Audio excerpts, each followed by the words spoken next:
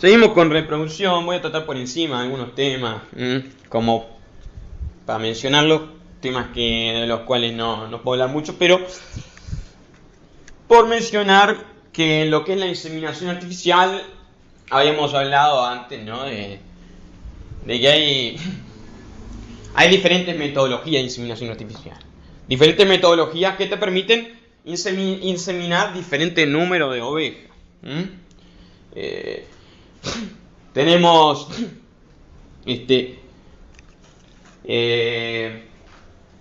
la cervical con semen fresco. Esta metodología de inseminación artificial te permite inseminar solamente, hablamos de 1000 ovejas, ¿no? Y de 1000 ovejas, o sea, la escala es más reducida para esta tecnología.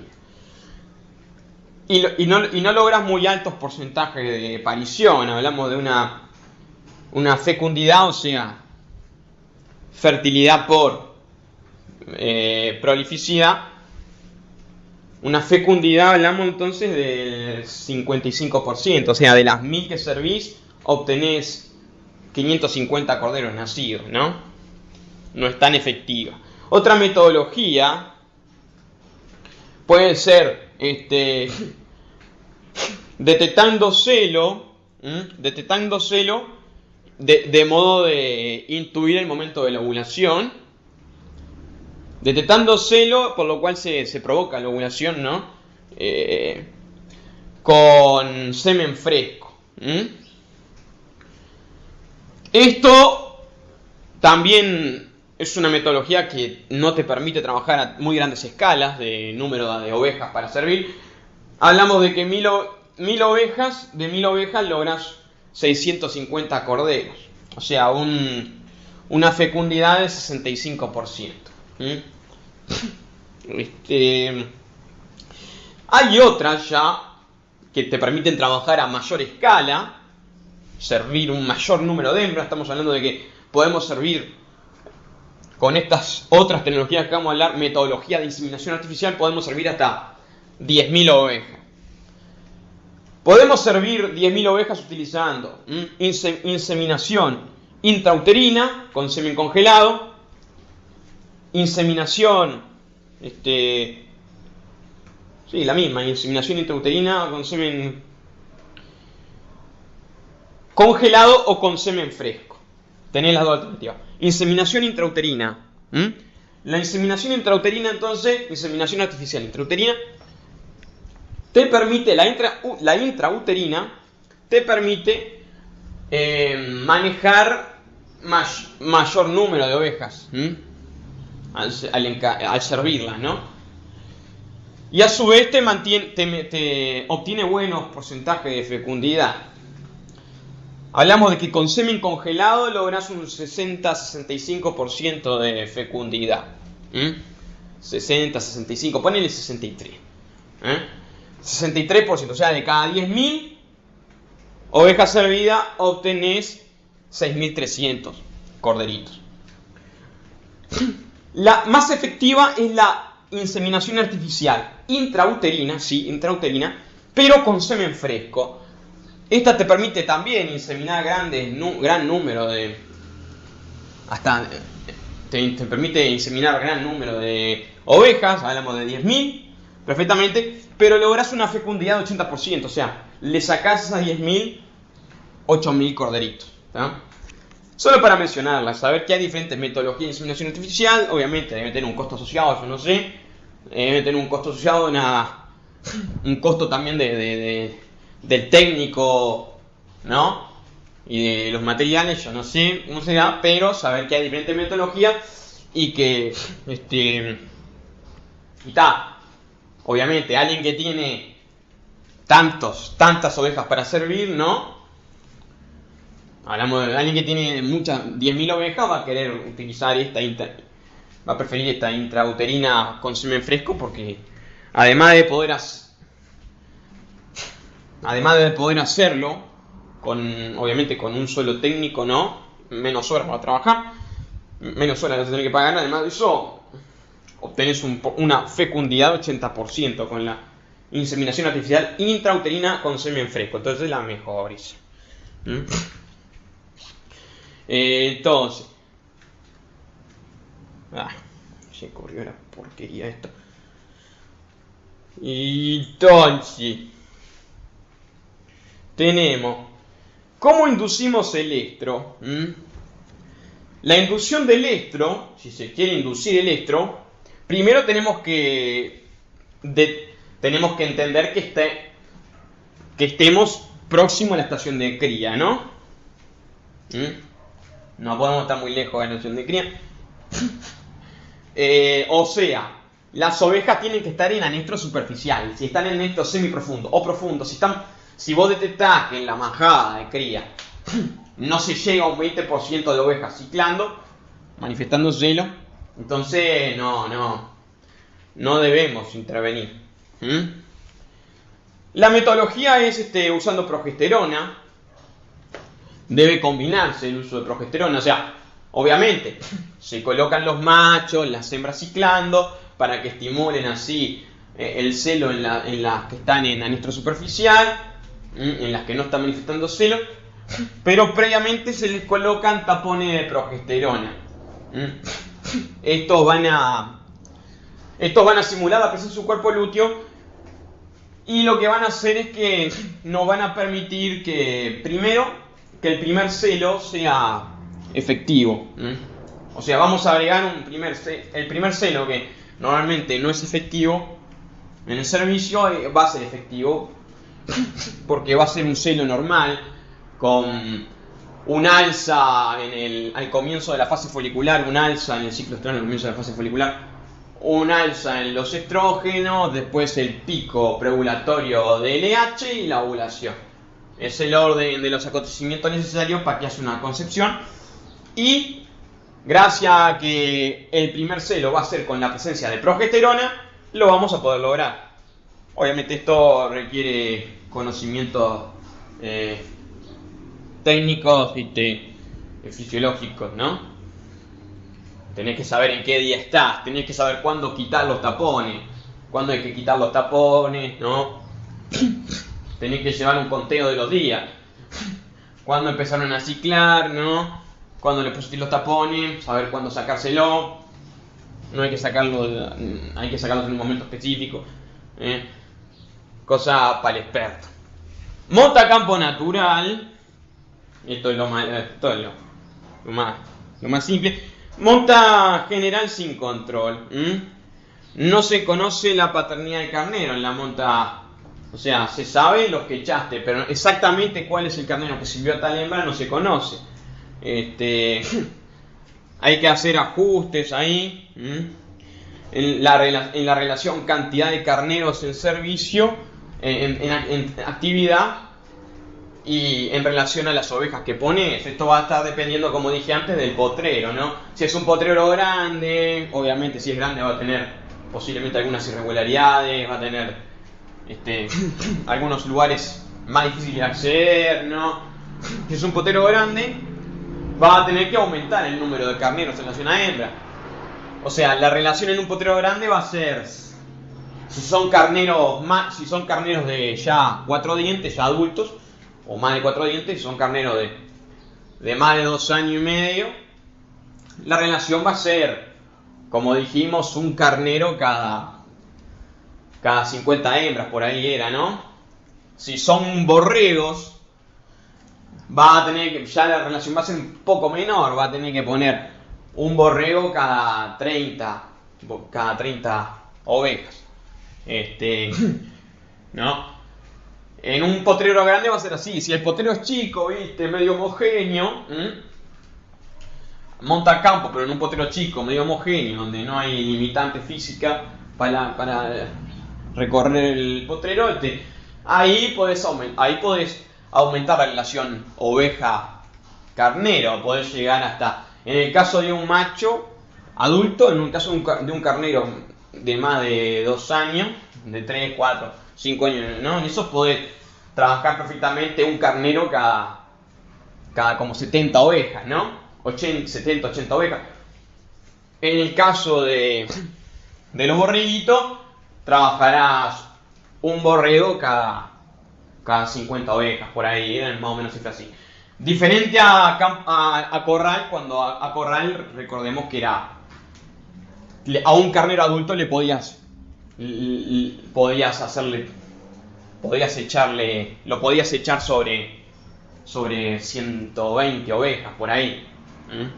Te daba ese rendimiento. Entonces hay que hacer un ajuste en la monta de campo, hay que hacer un ajuste considerando el potrero, el tamaño del potrero, el relieve del potrero, considerando si el carnero es carnero o es borrego, esas cosas.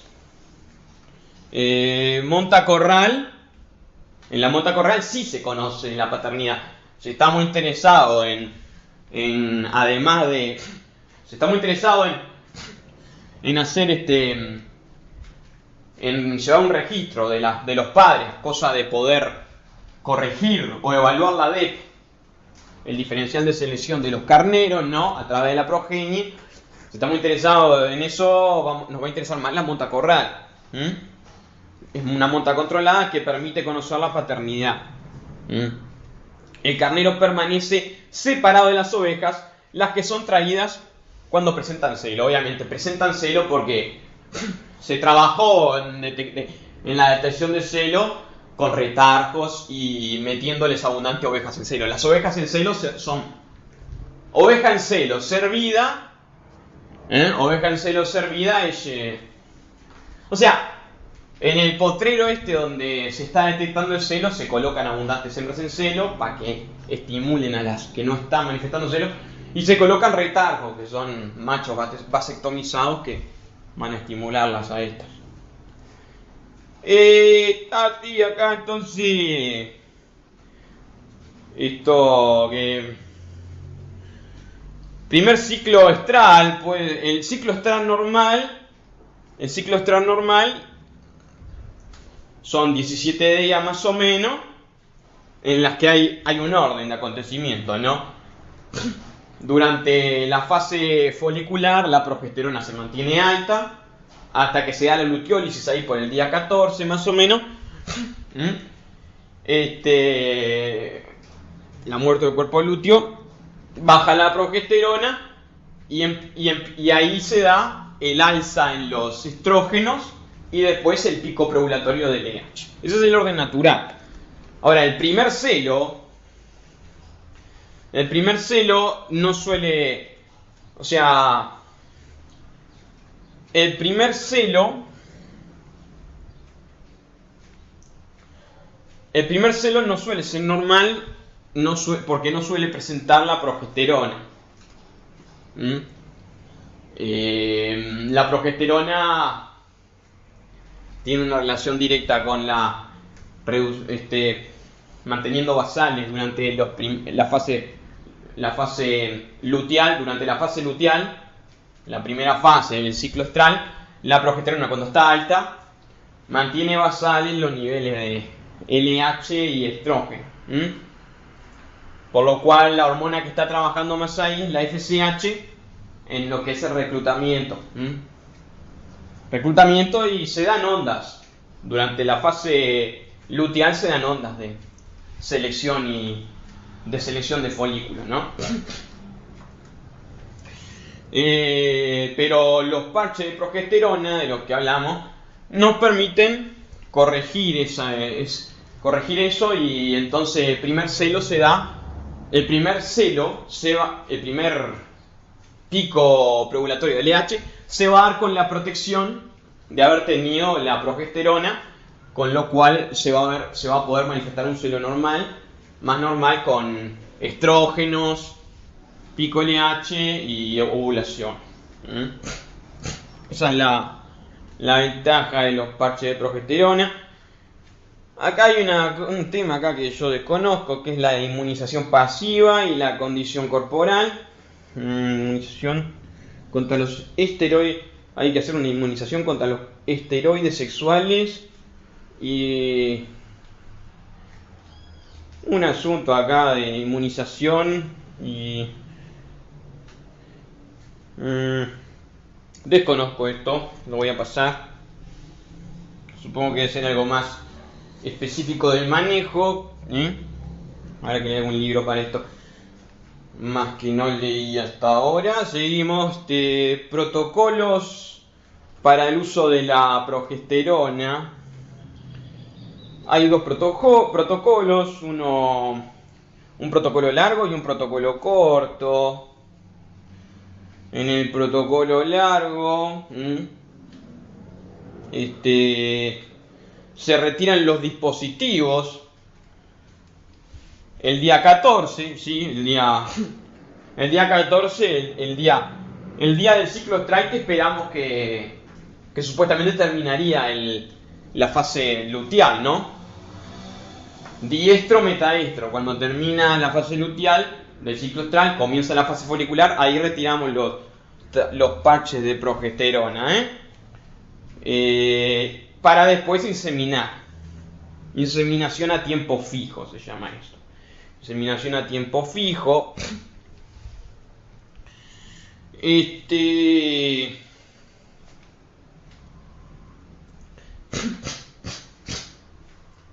Después tenemos protocolo corto. El protocolo corto, se retiran los parches, se retiran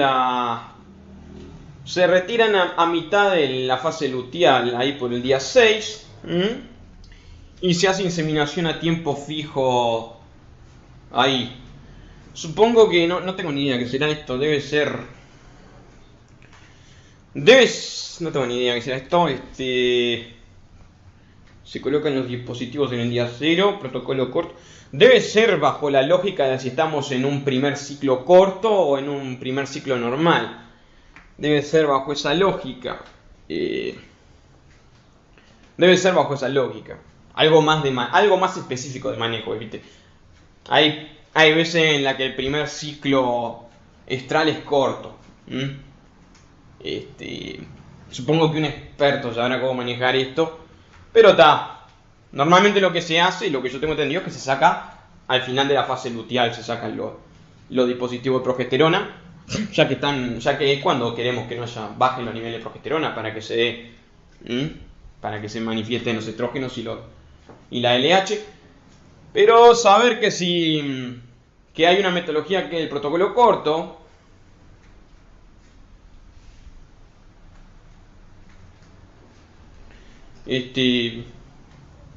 Habrá que investigarlo. En los comentarios lo pondré si descubro qué es. Estos dispositivos de progesterona se pueden usar dentro o fuera de la estación. Simulan la acción de un cuerpo lúteo, ¿sí? La idea es que estén 12 a 14 días, más o menos. La mayoría de los casos, como dice, entonces se hace el ciclo largo, ¿no? Se mantienen durante 12 a 14 días. A menos que se considere que va a haber un ciclo corto.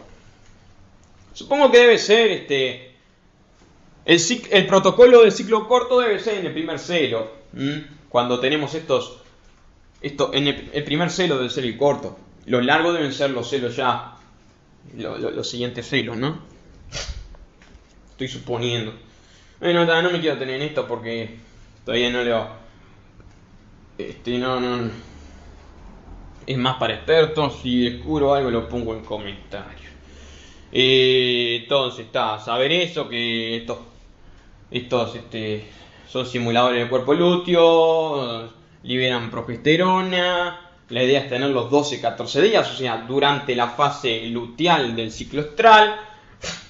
Diestro, metaestro. Generalmente permiten buenas tasas de fertilidad. Fertilidad, recordemos que es concepción, ¿no? Generan anticuerpos.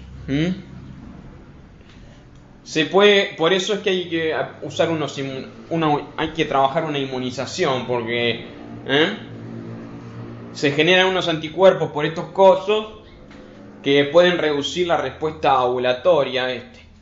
Ahí habrá que ver, esto ya es de veterinario. Y bueno, no me voy a tener más con esto. Entonces, crecimiento fetal. Crecimiento fetal, placenta y glándula mamaria. Bien. La gestación, en el último tercio de gestación, se concreta, como habíamos hablado, un 60-70% del peso al nacer del cordero. Pero no solo eso, sino que en el último tercio de gestación se da el desarrollo de la glándula mamaria, fundamental, ¿no? Y también, obviamente, la placenta. Entender eso. Factores no genéticos. Factores no genéticos. A mayor edad se alarga más la duración. A mayor edad de la madre, la gestación dura unos días más. Lo cual es bueno. Puede durar entonces 1 o 2 días más en ovejas adultas respecto a borregas encarneradas con 18 meses. Que van a parir a los 2 años sí, a los 2 años van a parir. Tamaño de camada, o sea, la probabilidad de tener mellizos. No, que las melliceras acortan, obvio. Las concepciones múltiples suelen durar un día menos. Suelen durar un día menos las concepciones múltiples respecto a las únicas. La nutrición. Subnutrición en la última etapa de la preñez puede acortar la gestación. Esto se puede acortar como 5 o 6 días en la gestación por subnutrición en el último tercio de gestación.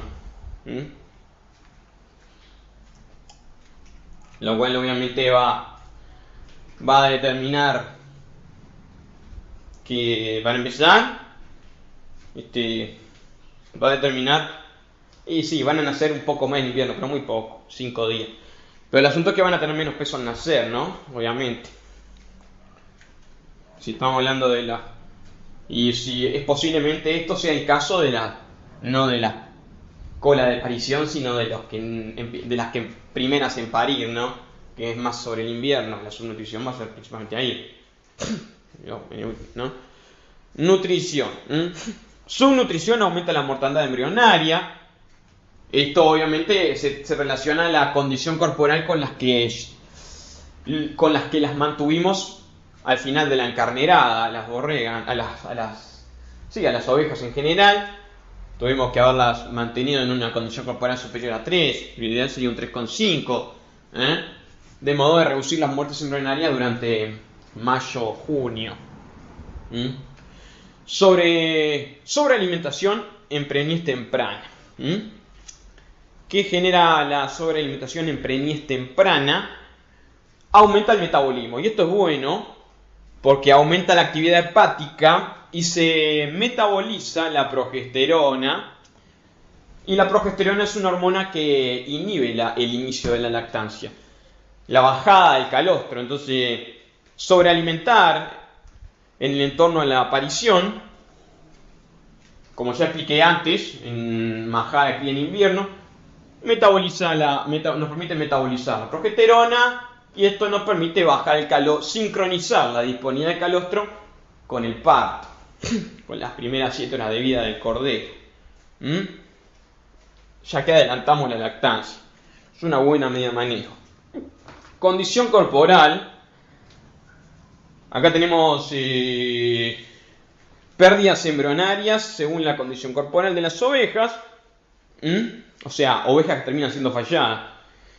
Y vemos que las pérdidas embrionarias, para reducirlas al máximo, las pérdidas embrionarias, tenemos que tener ovejas en abril, marzo, abril, ovejas que tengan una condición corporal superior a 3,25. Condición corporal 3,25 debe ser o más, obviamente, mejor es 3,5 y ya está, no dejamos joder, para reducir al mínimo las pérdidas embrionarias y bajar al mínimo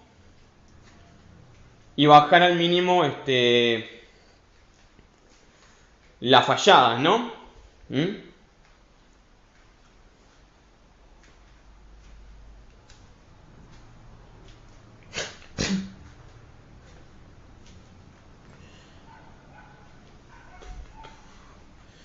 No se entiende mucho, pero está. Ese es el concepto. Tienen que terminar la encarnirada con una condición corporal 3,25, 3,5. De modo de reducir las pérdidas embrionarias, con lo cual vamos a estar bajando. Además de que si la llevamos a esa condición corporal, vamos a haber tenido alta tasa ovulatoria, ¿no? Y buena manifestación de celo y todo eso. Además de eso, vamos a estar vamos a estar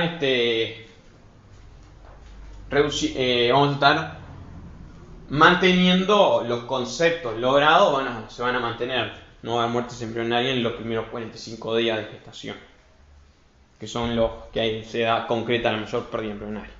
Consecuencia de la muerte embrionaria, tenemos muerte embrionaria precoz, que ocurre previo al reconocimiento materno.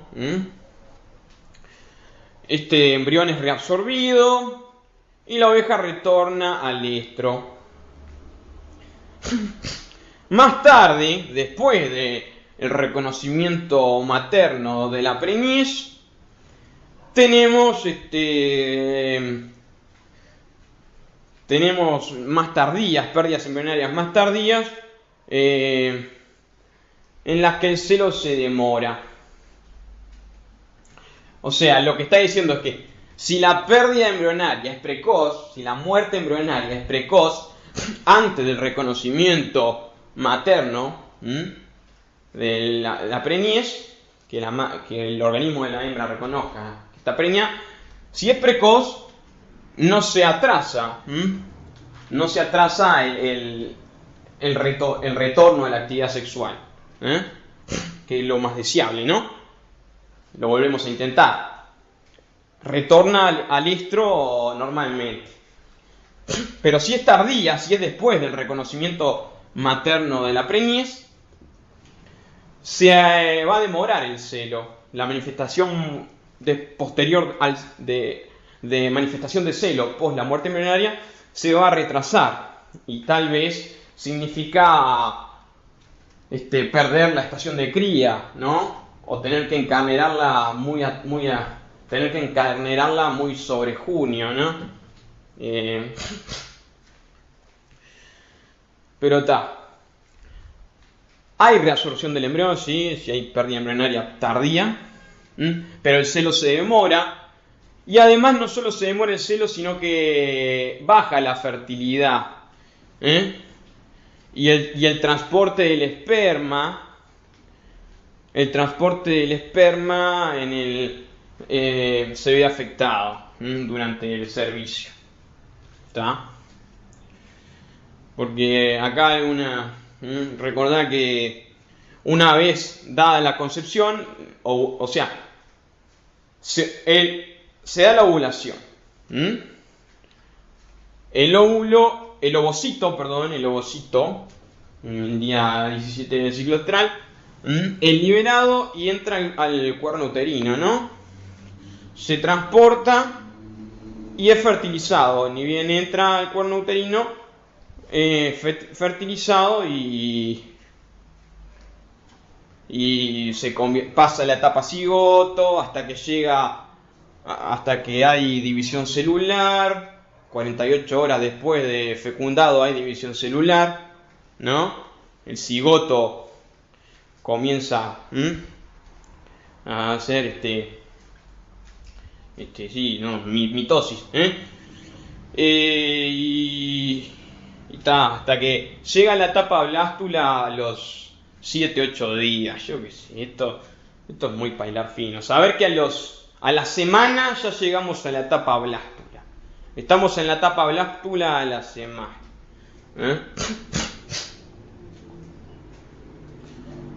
Saber eso. Esto es importante. Ya lo había hablado antes. La carga parasitaria. Pero ahora lo voy a hablar con datos estadísticos. La carga parasitaria.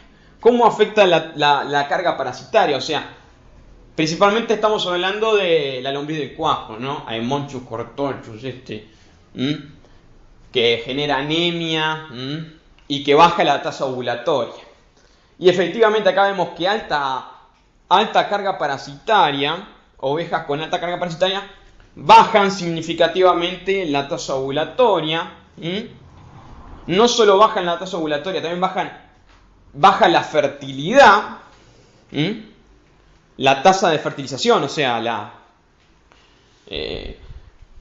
baja la fertilidad. Estamos hablando de la frecuencia con que quedan preñadas en relación a las veces que son servidas. Estamos hablando de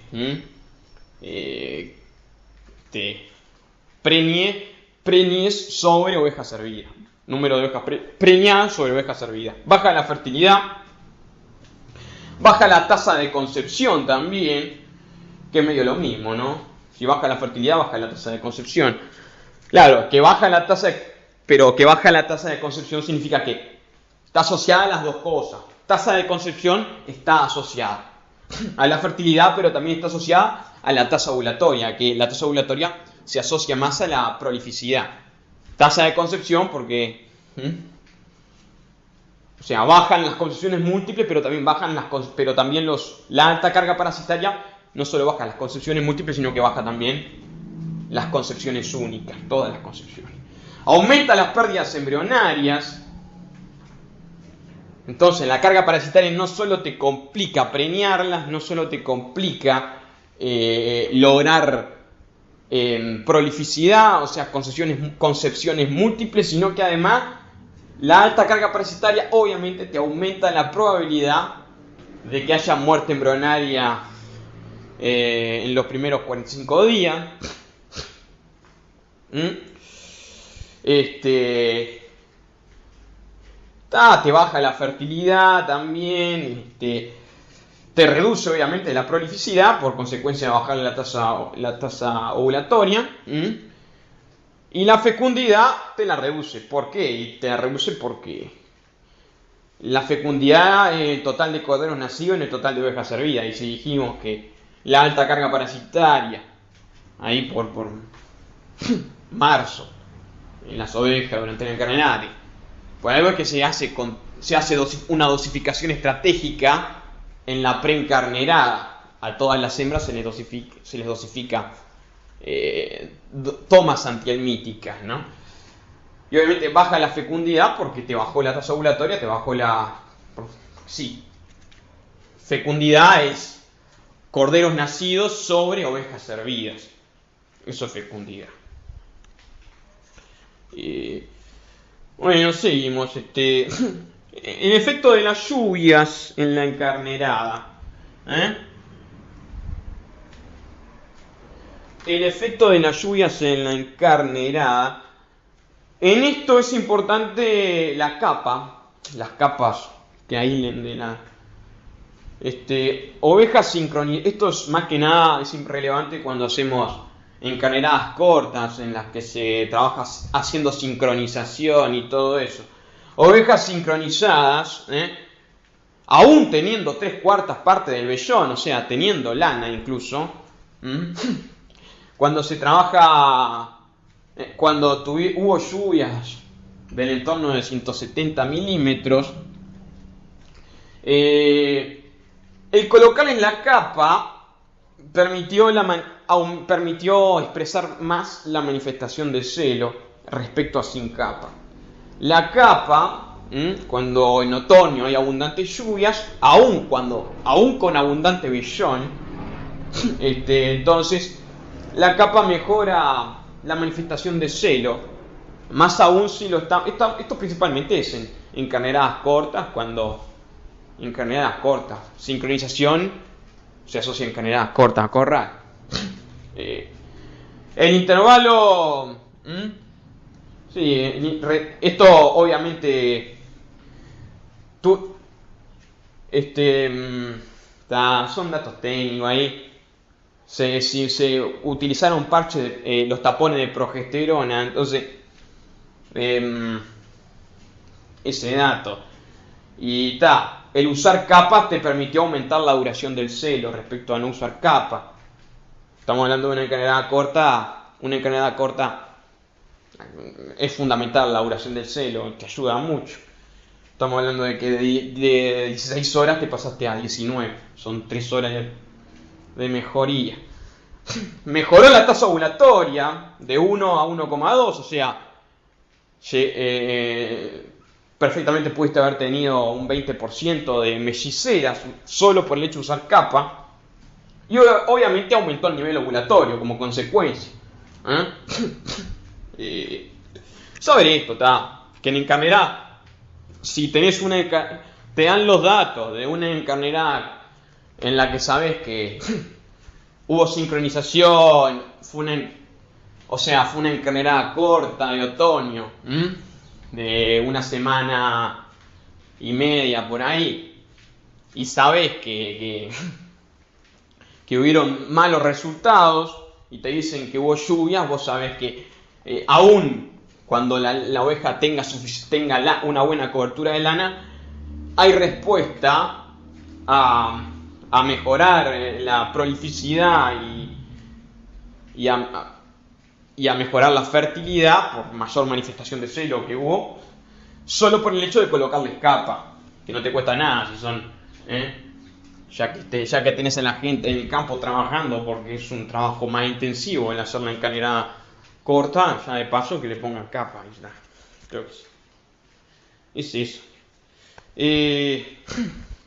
Acá hay una cosa, no lo voy a hablar, es una cosa ya de aparatos tecnológicos complicados. Palpación de ubre. Palpación de ubre es lo que ya hablamos antes durante el manejo de la majada de cría en invierno, en esa grabación. La palpación de ubre se hace con la oveja parada, se palpa la ubre sin mucha fuerza.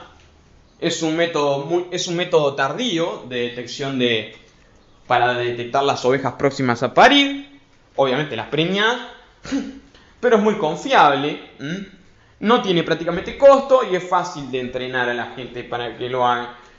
Permite hacer 3 lotes la palpación de ubre, según la proximidad al parto.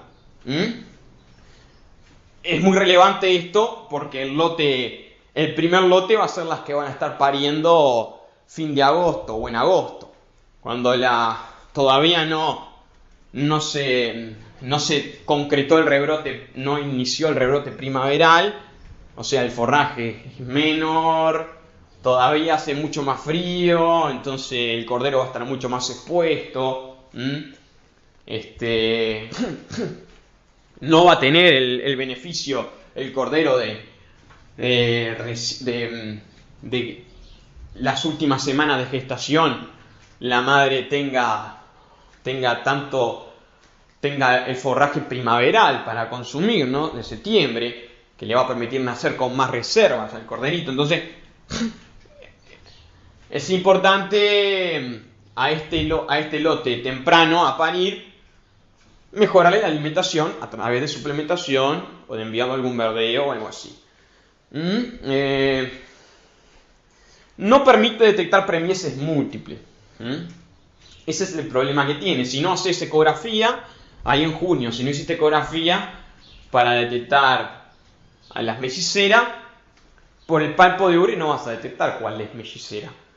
Y a esas, aunque nazcan más tirando a septiembre, hay que hacerles un manejo diferencial, ¿no? Es la desventaja que tiene, no detecta melliceras.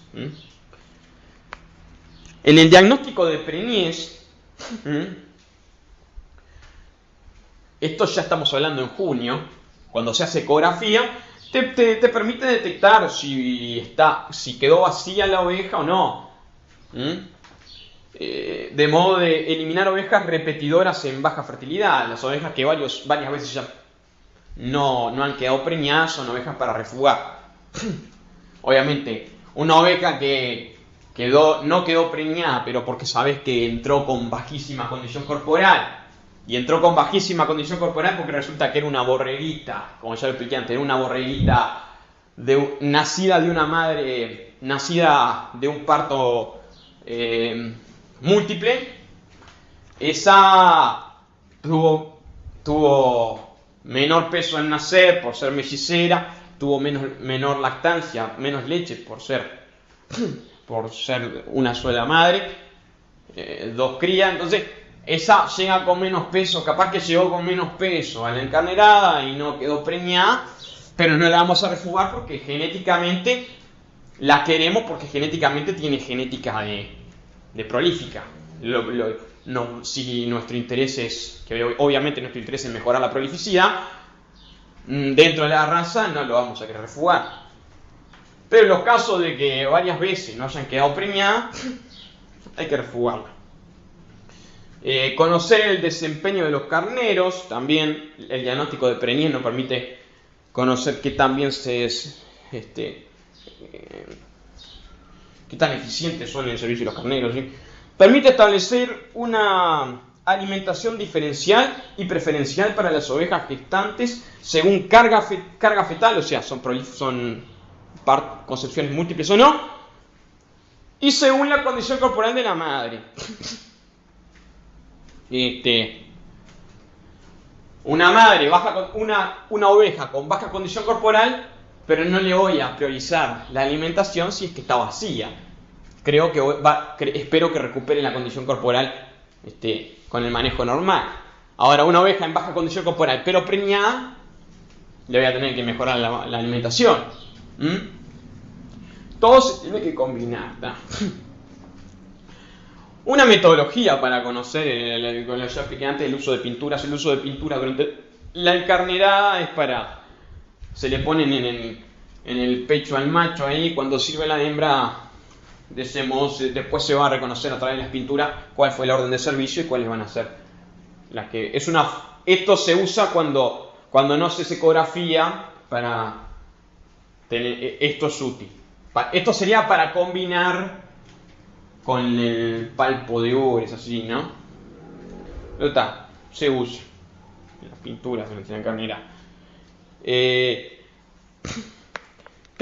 Vamos a ver acá la cascada de... No, esto lo voy a dejar para el próximo. Son los eventos fisiológicos endocrinos que desembocan en la aparición. Es ahí para repasar algunas ideas, lo voy a dejar para el próximo. ¡Chao!